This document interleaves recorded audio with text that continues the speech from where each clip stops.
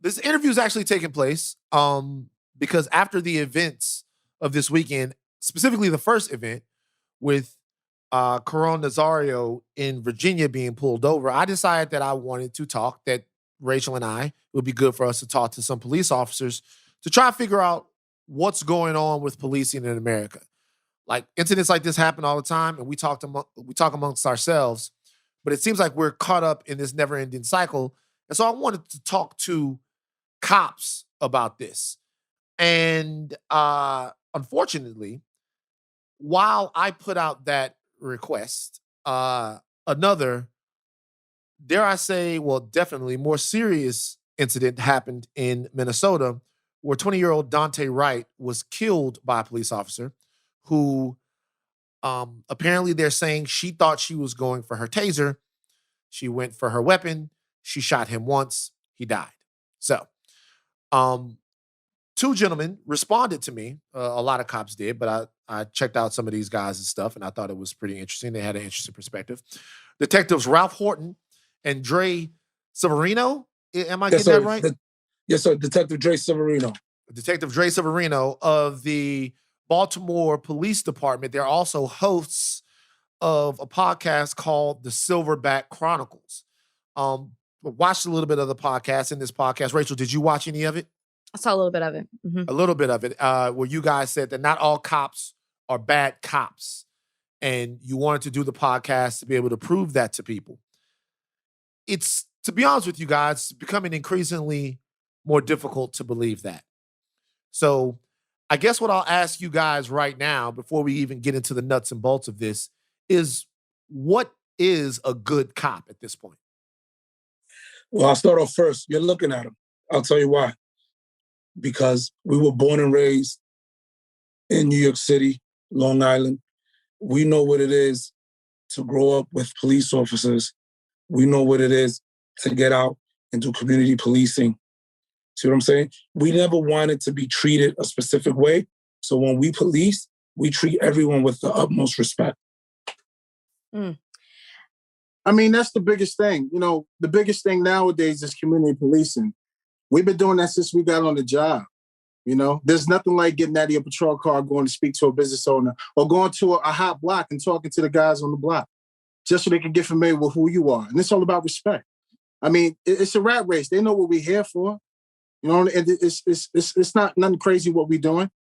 But you build that respect by getting out of your car, speaking to them like a man. Hey, how you doing? My name is Officer Horton. Yeah, I just got on the job. I've been here for, you know. Once they see your mannerisms and they see your dialect, they know you're not from that area. So how do you break that down? By being real with them. Yeah, I'm from New York. I have fun. What do you like to do? So I no doubt believe what you two are saying about yourselves. But then I think where what Van and I struggle with, and what a lot of people struggle with, is you're a part of this bigger system.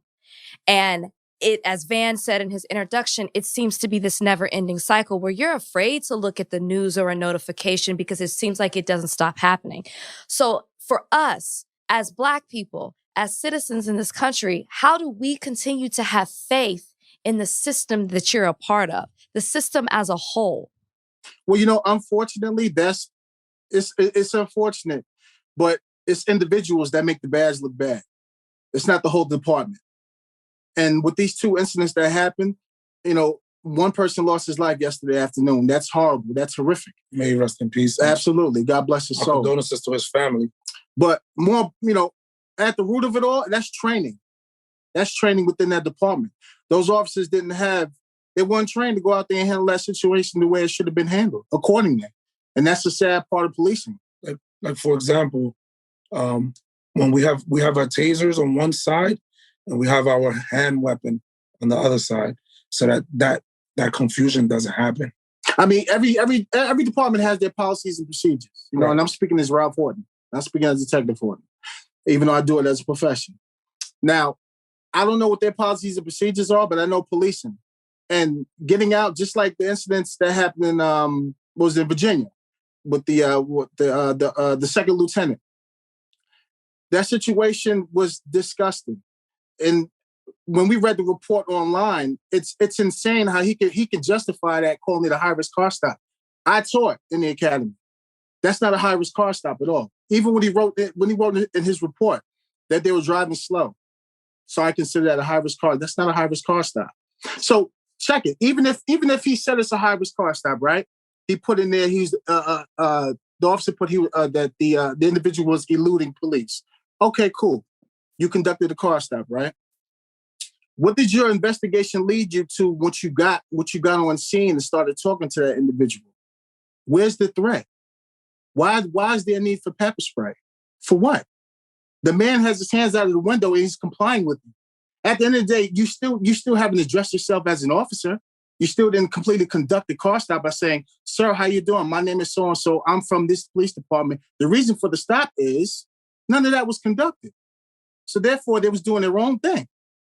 Not even abiding by the policies and procedures set forth for them in that department. Right. So they need to go. Right. So this is my thing. And I'm going to be transparent with you guys. You guys said on YouTube, you guys said on Twitter that I had to be ready for the real when we were going to have this conversation. And you guys are giving off real energy. So I'm going to be honest with you. I don't think there are any good cops. Okay. And I'll tell you why. The reason why I don't think there are any good cops is because we're talking about several different instances here of situations to where training seemed to be either insufficient, okay, or that the training wasn't followed. And that doesn't even get me started on another situation that's happening in Minnesota where Derek Chauvin put his knee on the back of George Floyd's neck for over 9 minutes and George Floyd died. Later for us to find out that he's not supposed to be doing that, okay? So apparently the training doesn't matter because we're looking at different parts on the map. We're talking about Virginia. We can go back as far as Eric Garner. We can talk about anywhere where these things happen and cops are doing things that they shouldn't be doing. That goes back to me. Okay, I'm sorry. To me, the thing that keeps citizens safe against police who are armed, right, is standards. And it seems to me that the cops in situations like this aren't adhering to those standards. So explain to me what's not happening then. Like what's not working? Because a lot of these things, you said before that it's unfortunate. It's not unfortunate, it's tragic. He's dead. So, and that's because somebody is mistrained. To me, it seems like policing is something that needs to be taken apart in America. Am I wrong? Van, I wouldn't even say it's mistraining. That comes down to the individual at that moment. Because the training has kept him and I safe, and everyone that comes across in this violent, really violent city of Baltimore City, where we can go to any hood, we can go to any neighborhood and be fine. Why? Because we treat people with respect. Now there's certain circumstances where things get a little hectic, right? If you listen to our podcast, we were the first ones to say what happened with, please give me his name. What? I'm sorry? With Mr. Floyd, may he rest in peace. That was absolutely wrong. We never treated anyone in that manner. So I will say it comes down to the individual who's not trusting his training. And, you know, it's a sad part because people get used to policing their way instead of what they adhered to, what they signed into to do and be followed out every day, all day. And those and those are the stigmas. Those are the rotten apples of the departments. Like there's individuals that made those individual choices. How many rotten apples does it take for the whole tree to be rotten? I agree with you. I agree 1,000% with you. But there's more great officers out there than bad ones. And there's so much violence that goes on day in and day out that you don't even hear. So what's in place though for? I guess we hear you, and I do believe that there are good cops. But my thing is when you see bad behavior or you see a pattern from a particular officer, what's in place to make another officer who is a good cop feel like they can put tell on that cop or report that cop for what they're doing, because I feel like that's what's not happening. I'm sure you see people on the force right now who you know are not doing things the way that they're supposed to. So where do the good cops fall in holding those cops accountable to avoid the tragic incident that happened today and what has continued to happen in this country? I agree with you, and I'm with you 100%. A lot of them don't have the testicular fortitude to say no. Like that instance that happened in Virginia, the secondary officer should have told that. I'm sorry? The younger cop knew he was wrong. That's what I'm telling you. He should have pulled his partner and be like, yo, what the hell are you doing? What are you doing? If you see a guy that's in service and he's complying, he has his hands out the window and he's talking to you, where's the threat level? And he wasn't talking to you in a high-pitched voice. He's talking to you calm, and you're still raising the situation from a 5 to a 10. There's no need for that. There's no need for that at all. That's disgusting. That's not what we signed up for. That's not why we do the job. And that's why our podcast was created, because we are bridging the gap. And I agree with you. I'm tired of it. I'm tired of officers out there just putting a badge stain on his badge. Because people forget, even those officers forget, it's a privilege to do what we do. We put our lives on the line every day, all day. I take pride in that shit. So when I see a dirty officer, I'm gonna slap his ass up and I'm gonna send him so he can get jammed up. There's no need for that. We tell them you can't work with us because we're not doing that. There's been instances that we pulled people. You know, sometimes you get in the heat in the battle, whatever may happen, you get a gun, somebody may point a gun at you, and once the cuffs are on, the fight is over. It's over. But, you know, we're human, and you're still, like, emotionally like, wow, this guy almost killed me.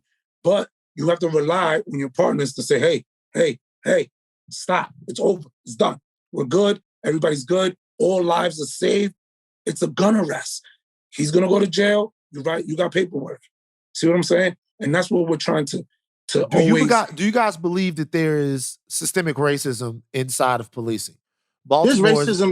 There's racism everywhere in this country. Okay, so I'm talking specifically about as it relates to policing right now. Baltimore obviously had a situation with Freddie Gray some time ago. The reason why I'm telling you guys about this is because we're dealing with two situations right here that involve car stops. All right, Black men are significantly more likely to be stopped by the police in America than are white men of their same age. Black men at 25 years of age are significantly more likely to be stopped by police officers than white men of their same age, and less likely contraband is less likely to be found on Black men being stopped in during that of that age than it is of their white counterparts. So it seems to me that no matter where you go, there is a real problem in policing with over-policing Black people. We have two car stops that we're talking about right now. Both of them not serious at all. One of them ends in a death. The other one ends in the degradation and macing, pepper spraying of a man. Or is there something in policing that is unfairly targeted towards Black people? Hell no. Hell no. Let me tell you something. So you're telling me right now that with everything that we're seeing, because you don't think in any way that Black people are unfairly targeted by the police. It's documented. It's a fact that is true, and that's a fact. I'll give you that. But he just said no. You just said yes. It's documented that is true. More Blacks are stopped, but from my perspective, I don't see it that way. Not what we deal with. I can't talk about every jurisdiction and what they go through. I can talk about what I go through and what we see in one of the worst cities in America. So in my perspective, to answer your question, it's a numbers game, right? Here in Baltimore, predominantly the city is 90% Black. Mm-hmm. So you're gonna have more Black people stop.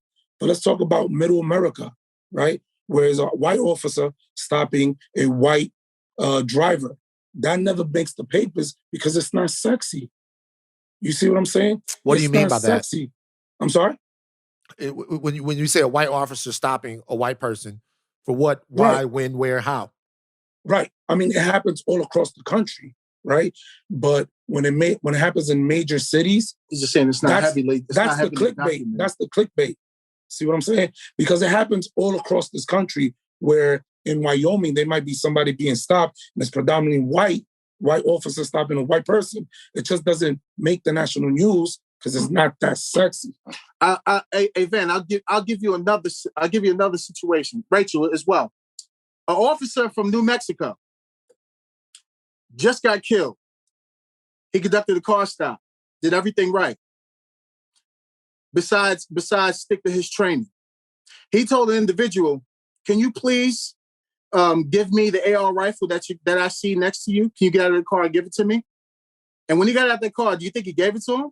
He gave it to him. He shot him up. And the officer died right there on scene. Now, if he was better trained, he would not advise that individual to get out of his vehicle and hand him over an AR rifle. Now that's the training for, and unfortunately it cost him his life. Now that just happened. I don't see nobody talking about that. And that happened in New Mexico. So what I'm saying is, when I relate it back to these issues, it's individuals making their own personal choice. It's not the department at all. Can I answer the reason why that might not be Rachel? First of all, I don't. No, go ahead. No, answer the question. Go ahead. Can I answer the reason why that might not be being talked about? So here's the thing, and I don't mean to be crass when I say this.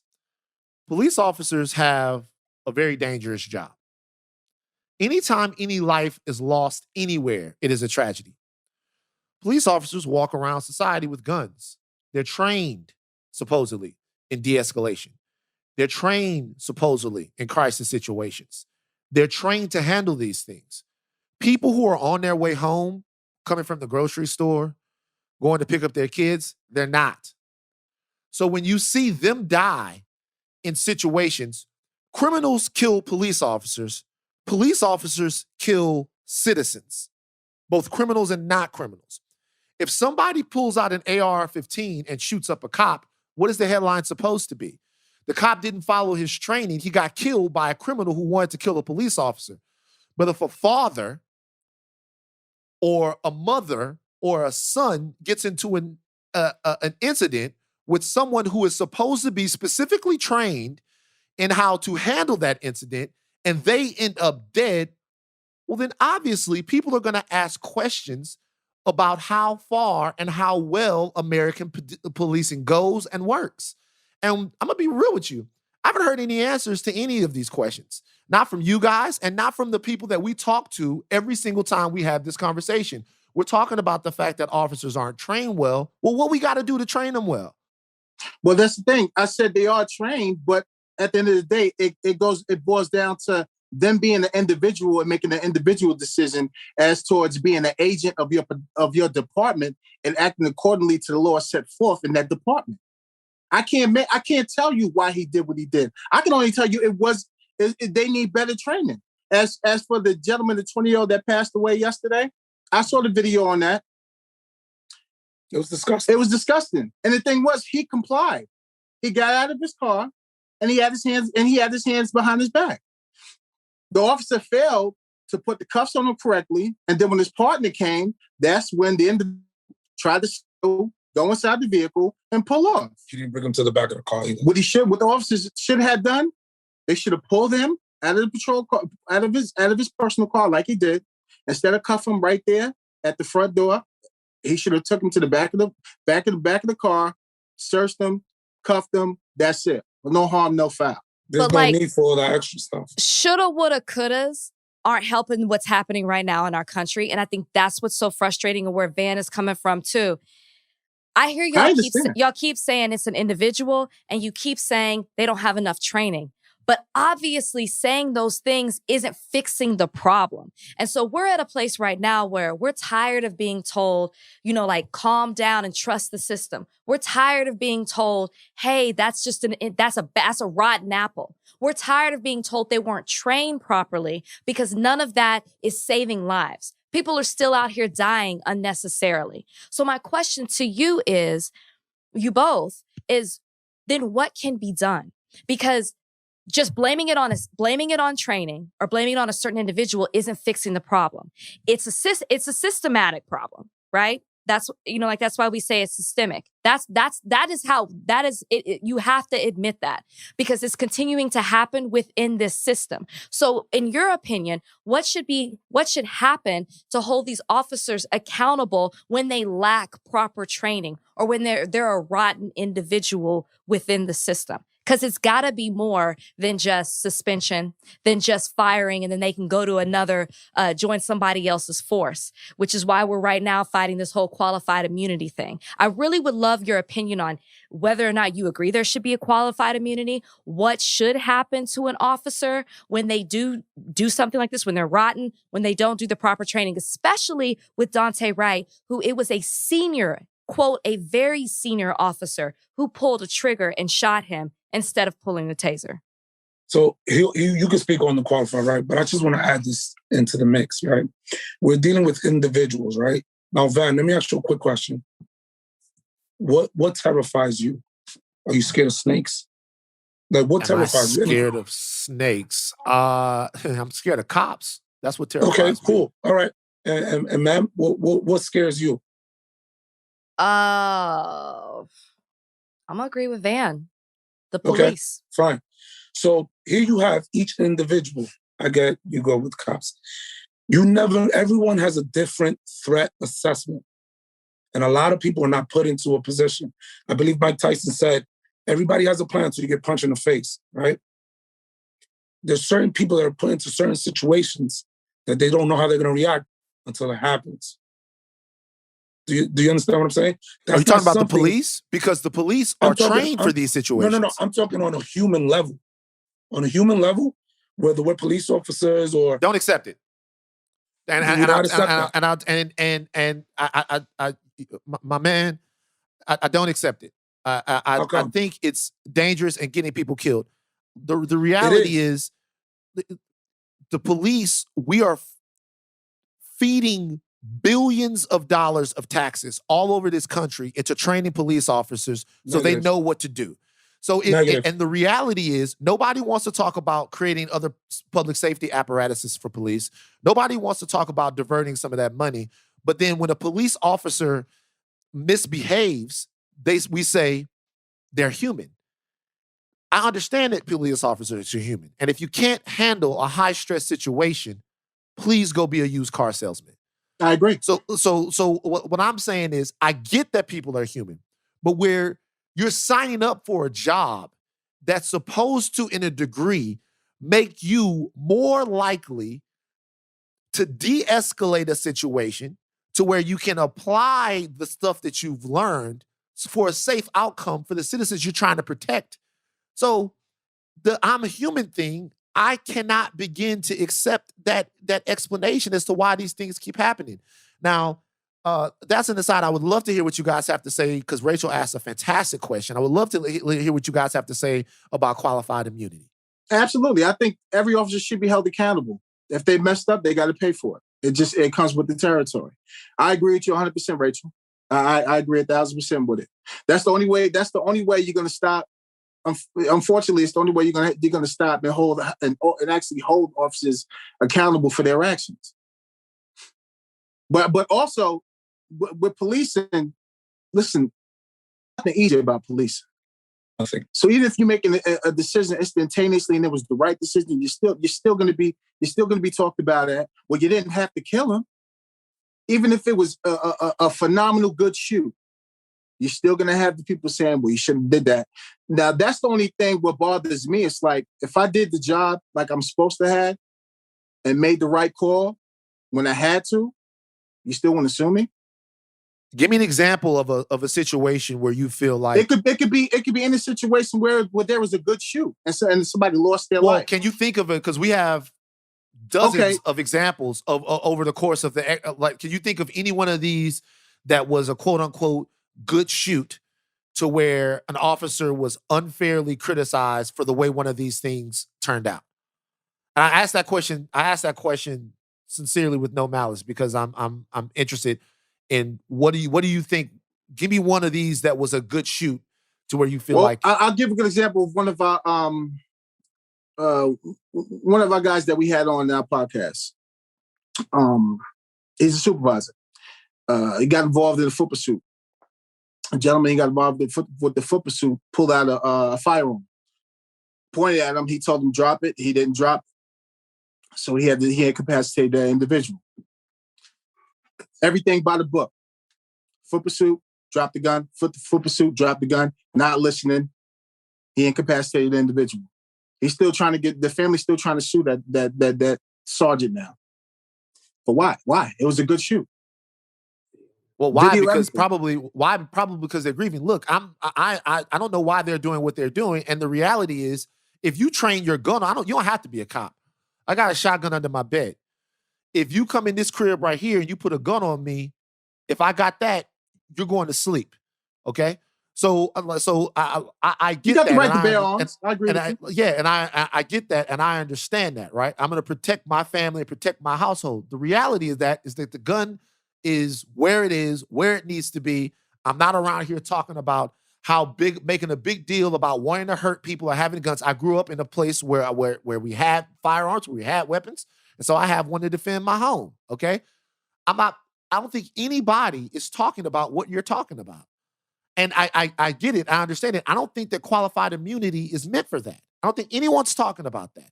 I think if a situation where any American would be armed and has a gun on them and they can't talk to the person, reacting with deadly force in that situation, nobody is going to begrudge you that, especially after an investigation proves whatever. But in these situations we're talking about, by and large, the overwhelming majority, we're talking about unarmed Black people. We're talking about Black people that were running. We're talking about Black people that were stopped for poverty crimes like selling loose cigarettes or allegedly using a counterfeit 20. Killed, extinguished before our eyes. And those are layups.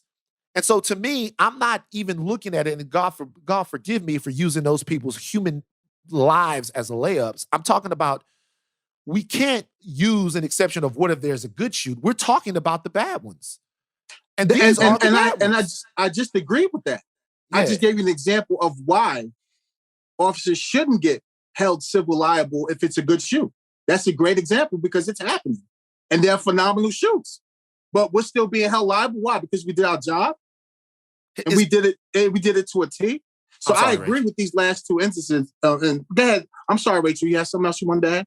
No. Finish it. It's a conversation. We don't have to do the whole order thing. Like, let's just talk. So go ahead. Finish. So we got 10 years on. You don't think we've been in those situations where we approach a guy that's selling loose cigarettes and the outcome came out beautiful, and that's why I never made news? I had guns pointed at me. I've been in fights, and it's the job. But we have the training. This is why we created the podcast, to also let everybody know that, yes, we are police officers. But in the 10 years, we have zero deaths under our belt because of the way we handle people.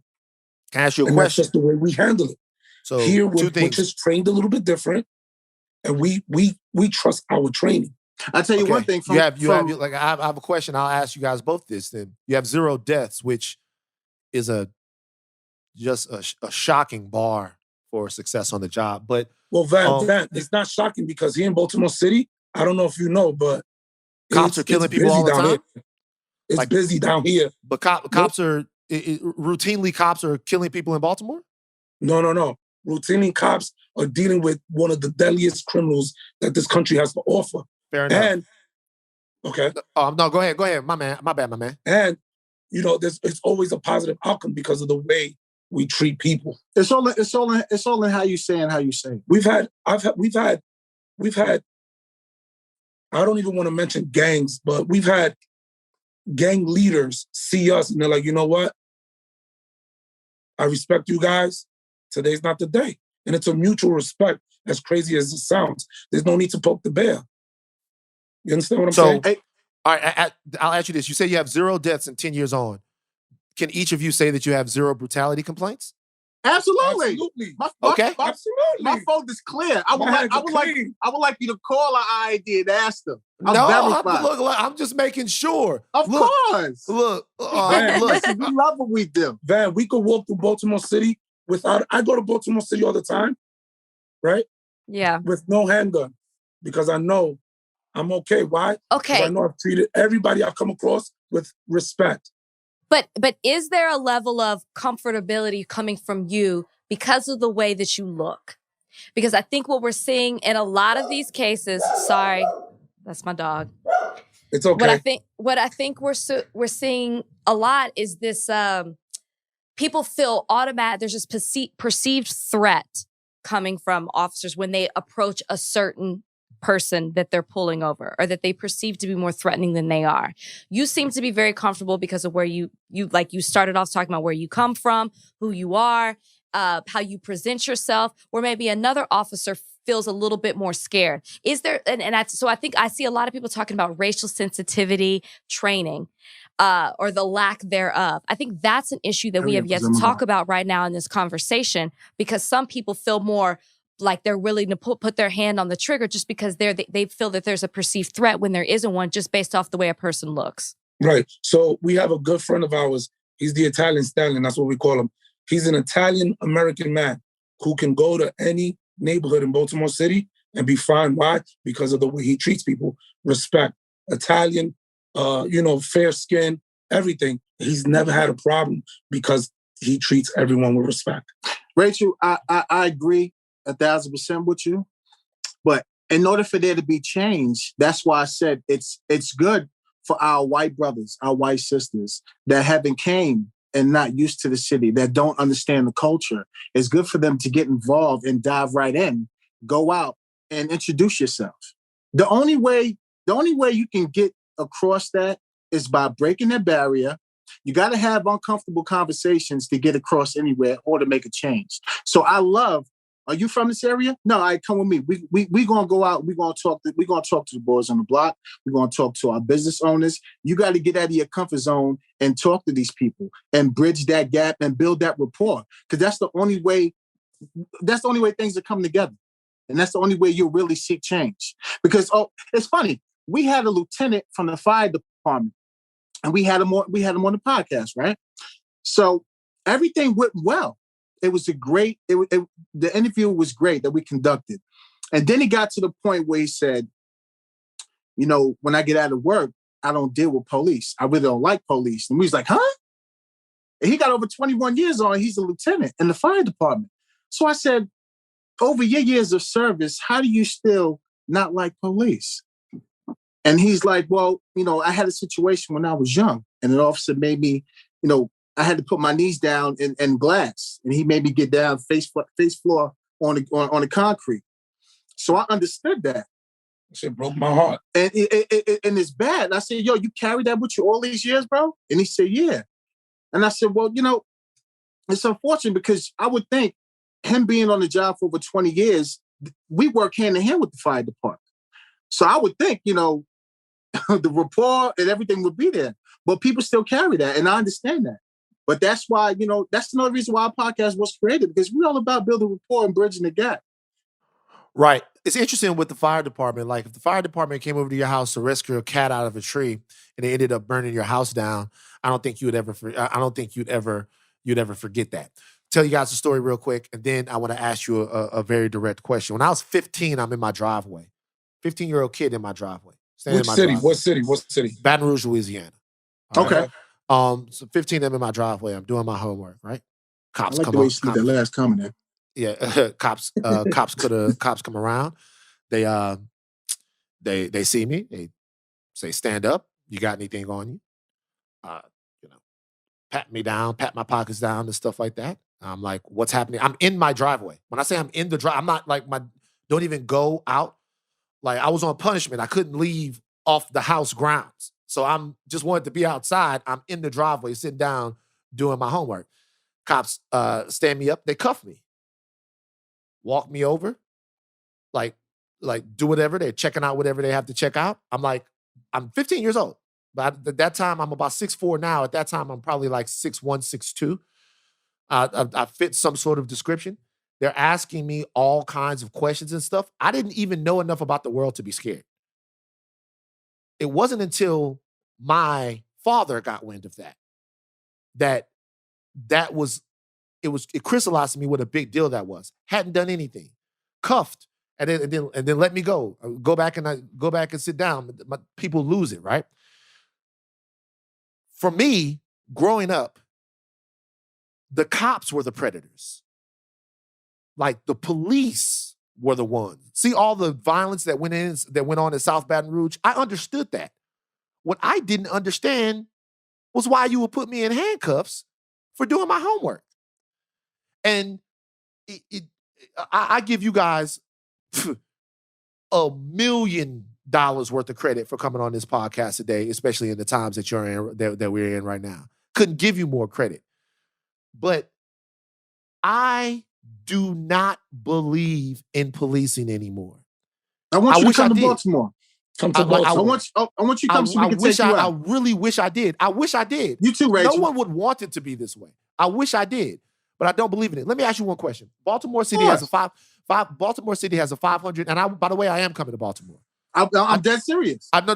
I will, because we did a podcast on The Wire, and the people keep asking me to come down there. I am going to come to Baltimore, and when I come to Baltimore, I'm going to tap in with y'all for real. Seriously. We want to see your T-shirts, so we need your address as well. No, right, but tap in. We'll take care of y'all. So $550 million police budget in Baltimore City. I think it just got cut a little bit more. It might be haircut down to like 5'9", 5'10", or something like that.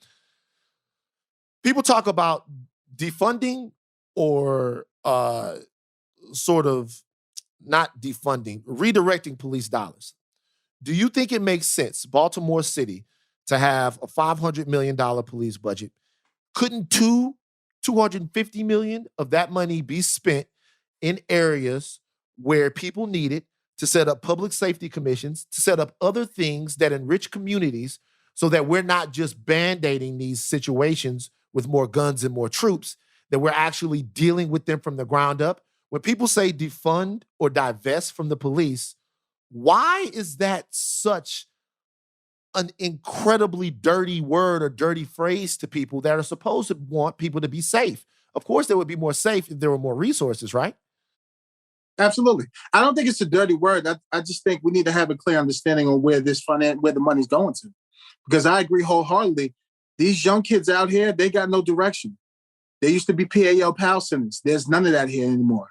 Hasn't been here for a long time. So I love that. I love that. Listen, I also want to implement boxing. Give them something to do.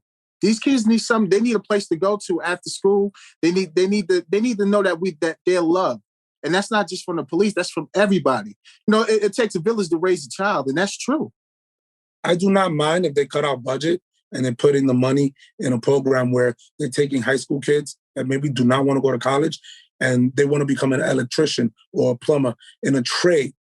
But that's above our pay grade. I mean, we got a harbor. Teach them how to fish. Teach them how to fish. We had a Baltimore City candidate that was running for mayor, and he said, if we teach them how to fish, one kid will become a cook, one kid will become a chef. You see what I'm saying? One kid will buy a boat and actually be the fisherman. And we believe in that. Wholeheartedly. You can take the money out of my budget if I know kids are learning a trade. I'm absolutely with that. But, certain things happen that's above our pay grade that, we're not at the freedom to speak about. Rach, you got anything else? I just want to ask you a general question. When you, in light of what is currently happening right now in our country, when you look at cases like what happened in Virginia, when you look at what just happened in Brooklyn Center, when you look at what's happening currently in the trial in Minneapolis, are they to you more of a result of how policing works in America, or does it have to do more with our ongoing struggles about race or around race in this country?